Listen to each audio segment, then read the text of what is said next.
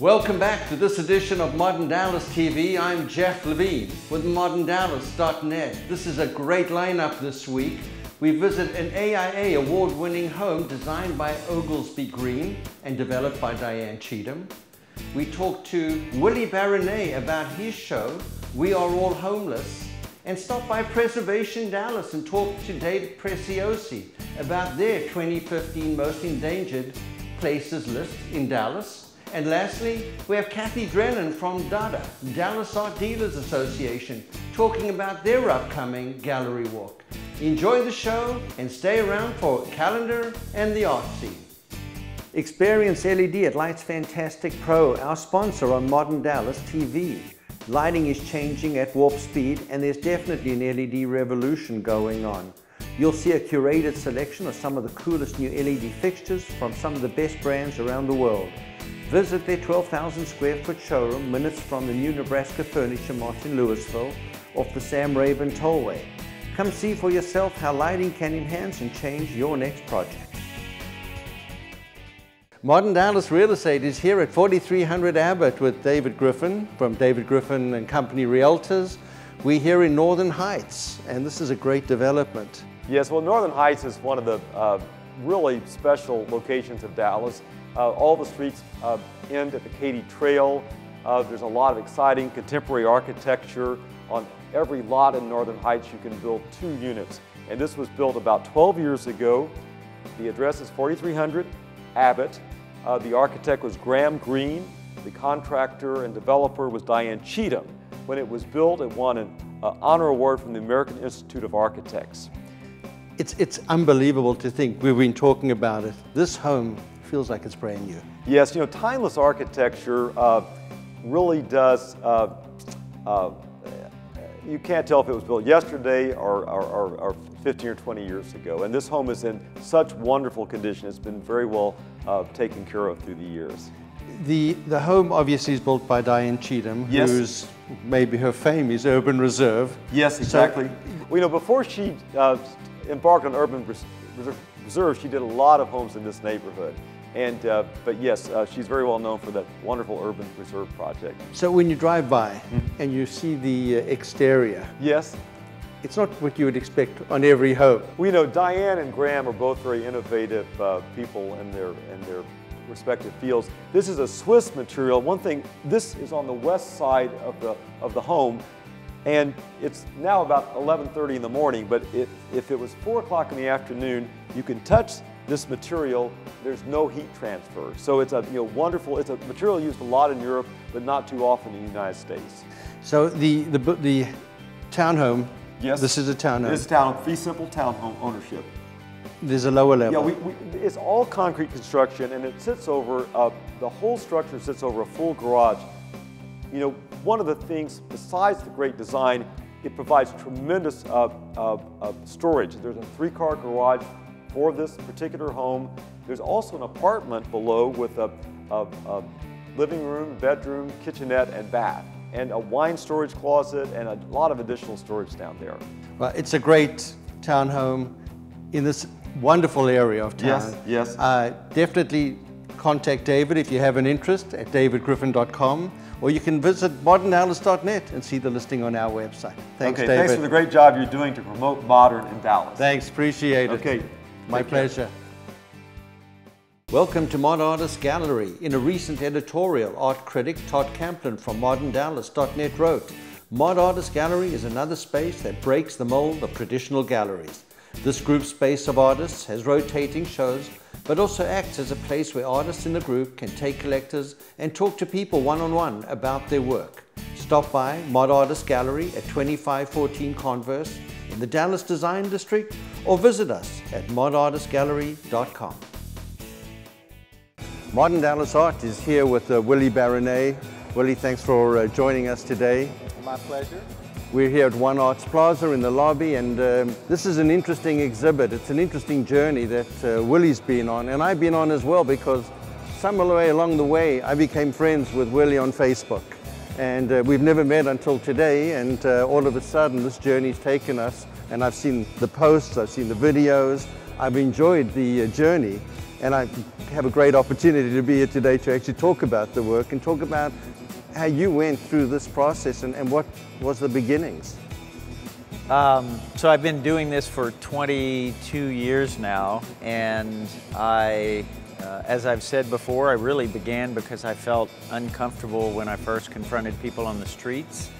And this became a way for me to have a conversation and change the dynamic between the folks that I met. And it's, it's evolved over the years. I think when I went to grad school, that's when it really began to, I think I got clearer about what I wanted to do with it, and I started to be able to do big installations like this, and now it seems to have a life of its own.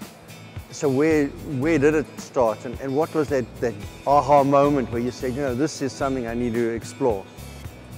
Well, in the beginning, I really don't remember, honestly. I think in grad school, that was when I finally realized that I didn't need to do anything to the signs, that the signs themselves have a lot of power in them already. I think people see them and they realize there's a human being behind each one of them, and all I really needed to do was find a way to display them so that people could experience them.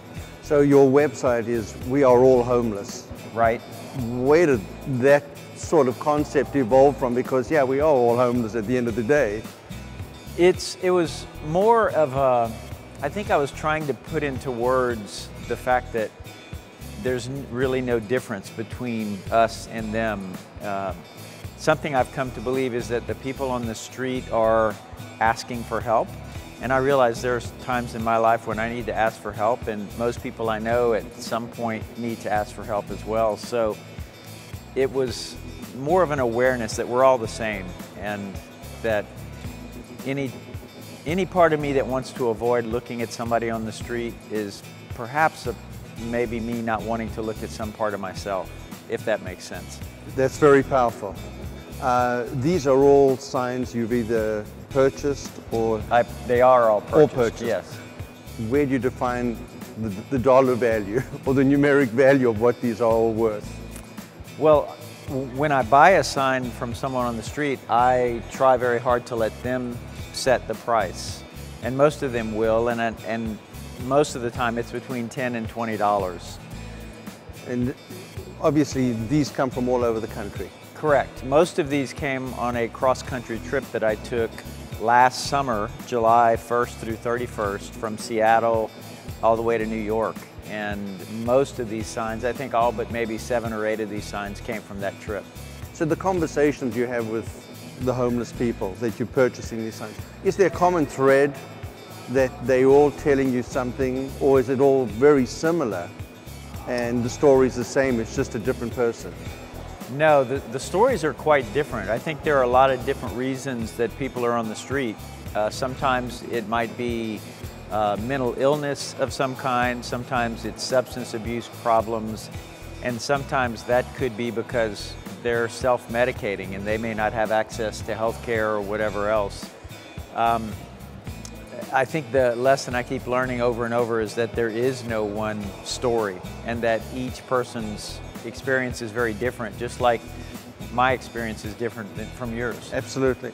So what is the ultimate goal for this obviously this display and these signs? Where does it go from here? Well, we're in the middle of editing a documentary right now, which was about the cross-country trip from this past summer. Hopefully that will be ready in October or November. And from there, who knows where it might lead. There are certainly, I'm in discussions with other places in the country to do more exhibits. I've got a couple of other places to speak and talk about the project, either to schools or organizations. So I am not quite sure. It seems like this has a life of its own, and I'm going to just keep hanging on and see where it takes me. Well, it's a great journey. It's a great story. Hopefully it helps people in so many ways, you know, not just monetarily, but getting them through a life crisis or where they are. You can find out more about Willie at weareallhomeless.org. correct. And we appreciate you taking the time today. Thanks so much. My pleasure. Pleasure to meet you. Good meeting you. Yeah, and it's at thank One you. Arts Plaza in the lobby through October the 4th. Correct. Wonderful. And there will actually be an artist talk on September 23rd as well. So if people want to come by and participate in a Q&A, we'll be doing that on September 23rd. What time?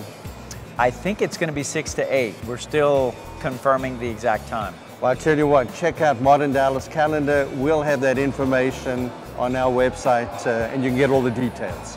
Thanks again, Thanks, Jeff. Zach. Pleasure. Thank you.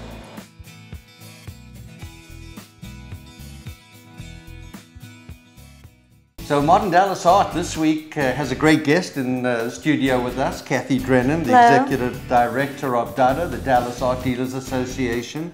Cathy, what are we talking about? We're talking about DADA. We're talking about the Fall Art Walk, and which is coming up next weekend, September 26th.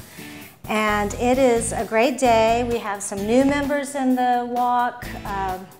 DADA started in the 80s, and we were like one of the first gallery walks in Dallas. So now we've expanded. We have a spring and a fall, but the fall is what we want you to come to. And we have over 30 galleries that will be open, and a lot of them extend their hours. So what are the typical hours? The typical hours are noon to 8 p.m. But some galleries are open earlier, from like 10 to 6. So we have a listing on the website, and you can download it. It's a little brochure. You print it both sides, and it lists which galleries are open and what their hours are. And where would they find that? On our website, dallasartdealers.org, which is a new website that was created before I came on. It's a really good website, and we're fortunate to have it. If you haven't been on it lately, go see it, dallasartdealers.org. DADA is made up of Dallas galleries, but plus we have nonprofit spaces like museums and university galleries.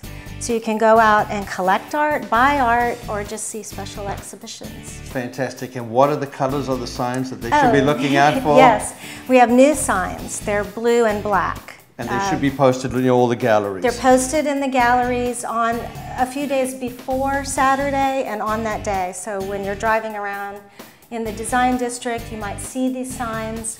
They used to be yellow and black. Now we're gone blue and black. Fantastic. To match the new graphics on our website. Wonderful. It is September the 26th, noon to 8 p.m., dallasartdealers.org. Yes. Should be a fun day, great art, great shows. Enjoy. Thank you. Thanks. Modern Dallas is here with David Preciosi, the Executive Director of Preservation Dallas. This is an important part of what you do, and it's the 2015 list of endangered buildings in Dallas. That's correct. We've resurrected it after a few years of not having it.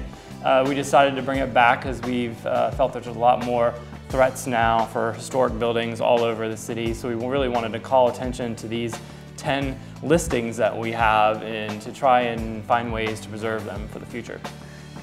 Tell us a little bit about the process of selecting these 10. Sure, these 10 buildings that we've selected, we actually culled them from nominations that we received from the public, as well as buildings and sites that we've been tracking over the past year and a half. And then we had a jury which actually came together and then went through the list and selected the ones they felt should be part of the 2015 list. So tell us, there are a couple that maybe some people drive by on a regular basis, look familiar and don't think any thing about maybe that's something we should be saving. But it's an important part of our tradition here in Dallas. And these are iconic buildings. Sure, I think one of the great things about the list is we have so many diverse sites on there, everything from historic cemeteries to schools to commercial buildings, an old hotel. So you really kind of run the gamut of different periods of architecture, styles of architecture, and importance either related culturally or historically or architecturally. So we have a very wide and diverse list. So this one in particular, that's Sure. on 35. Yes, this is the old Cabana Hotel, which was After it closed, it was converted into the Decker Jail and now is being sold, but it's a fabulous history. 1963, it's a little bit of Vegas there with this concrete screen on it. You know, Jimi Hendrix and the Beatles stayed there, and Richard Nixon, Raquel Welch was a cocktail waitress there at this building, and it was sort of a very kind of funky new style with its, you know, concrete screen that it has on the front of the building. So, you know, it's very iconic of that period of construction, as well as we don't have a lot of this sort of style of architecture left. Yeah, absolutely. In Dallas. And then this is another great building. Yes, this is the Salvation Army building, which was actually the Great National Life Insurance Company building when it was built, also early 60s. And it was an example of the sort of garden-style office development that was taking place around the city, where you had these office developments and park-like settings. And this is really unusual because it has this wonderful projecting screen on the front with these sort of diamond-shaped panels, which was very much a departure from the 1950s commercial architecture. It was very flat and very, you know, very streamlined, and this was sort of more animated and tried to connect the inside with the outside.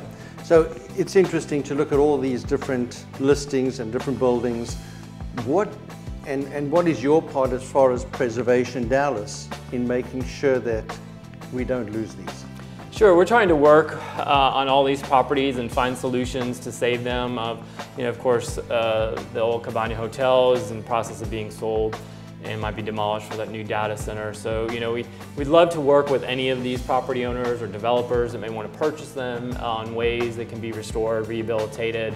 There's lots of incentives out there on the state, federal, and even the local level for preservation of rehabilitation of these buildings. So we can certainly put them into contact with people that know how to do that and that sort of thing, and we'll be happy to assist and answer questions and do all that. And it's interesting, I don't think people realize there is opportunity, and to keep a building like this in a city like Dallas, where we're prone to tearing down and building new, it's great to have some historic landmarks. Sure, and I think one of the great things about these buildings is just they're so unique and different.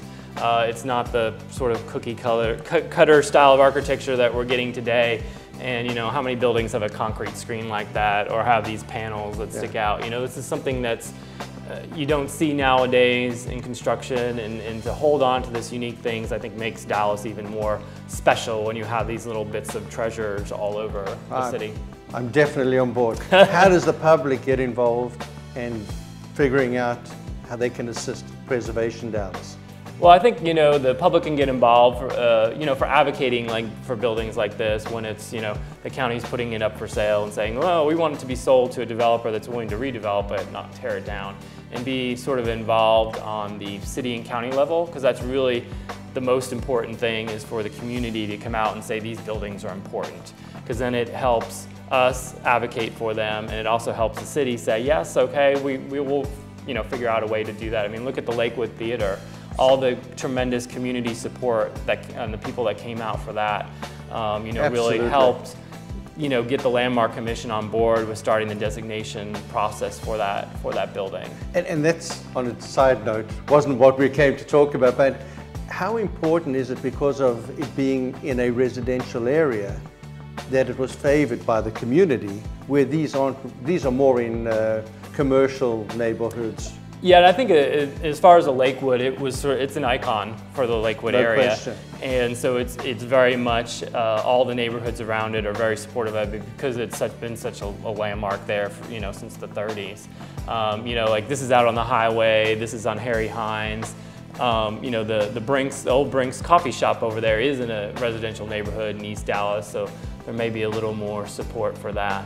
But yeah, it is more difficult when you don't have neighborhoods around it to support it as much. But you can still have advocates for the style of architecture, or maybe for its relation to history. You know, like Brink's Coffee Shop, that was Norman Brinker who developed, you know, Chili's and Bennigan's.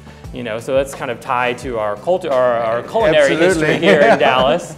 And not to mention, it's a fabulous piece of Googie style architecture, which we don't have much of here in Dallas. You know, you think LA and all the wonderful Googie stuff, and so we don't have very much of that left anymore. So, in fact, that sign is still the original sign from Brink's Coffee Shop when they were there. It's missing the top piece, but the rest of it is all there. So, if they want to find out more about it, where do they go? Go to preservationdallas.org, and we've got all of these sites on our website, so you can read more about all of them, and then you can also find out more information about getting involved with Preservation Dallas on there as well. Keep up the good work. We appreciate it. Thanks for taking the time. Well, thank you so much. Pleasure. Thank you.